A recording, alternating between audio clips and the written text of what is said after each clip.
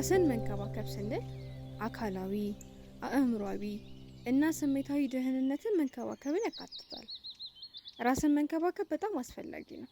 ምክንያቱም ሰዎች በዕለት ተዕለት ህይወታቸው ውስጥ በተለይም በሚጨነቁበት ጊዜ፣ ኃላፊነቶች በሚደራረቡባቸው ወቅት፣ ብዙ ተግዳሮቶች በሚገጥሟቸው ጊዜ እንዳይዝሉና የህይወት ሚዛናቸውን ጠብቀው ራሳቸውን መምራት እንዲችሉ ስለሚረዳ ነው።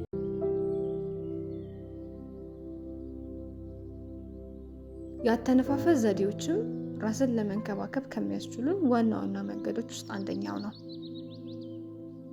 በጥልቀትና ራሳችንን እያዳመጥን መተንፈስ በመለማመድ ሰውነታችንን ዘና ማለትን እንዲያውቅና ምላሽ አሰጣጡ በዛ ላይ የተመሰረተ እንዲሆን ያደርገዋል።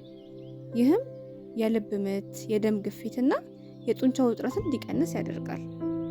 አሁን የምንሰራው በሙሉ ትኩረት መተንፈስን ሲሆን ይህንን ዘዴ የምንጠቀመው ደግሞ አብዛኛውን ጊዜ ውጥረት ውስጥ በምንሆንበት ጊዜ ራሳችንን ዘና ለማድረግና አቴንሽናችንን ወይም ትኩረታችንን ለመሰብሰብ ነው። ይህንን ዘዴ ልምምድ የሚጠይቅ ስለሆነ ቢያንስ በቀን 2 ለ10 ደቂቃ ቢሰራ ይመከራል። ይህንን ልምምድ አይናችንን ገልጠን ወይም ጨፍነን መስራት እንችላለን።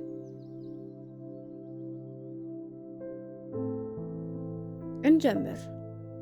በመጀመሪያ ሙከራ ወቅት ብዙ አየር ወደ ውስጥ አለማስገባት፣ አለማስወጣት ወይም አምቆ አለመያዝ፣ ይልቁንም መደበኛ የተነፋፈስ ሂደትን ይከተሉ። አየር ወደ ውስጥ በሚያስገቡበትና ወደ ውጪ በሚያስወጡበት ወቅት ድምፅ ሳያወጡ ደጋግሞ ለማለት እንዲረዳው ትኩረቱን አንድ የሚያረጋጋ ነገር ላይ ያድርጉ። ሁሉን ነገር ትተው ራስዎን ዘና ያድርጉ።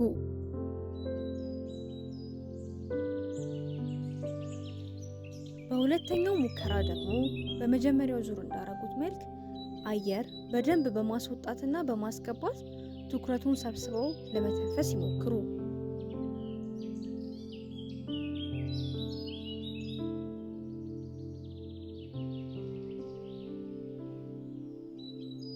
የመጀመሪያውን ዙርና ሁለተኛው ዙር መሃል ያለውን ልዩነት ያስተውሉ። እንደ አስፈላጊነቱ አየር በደንብ የማስገባትና የማስወጣት ሂደትን ይደጋግሙ።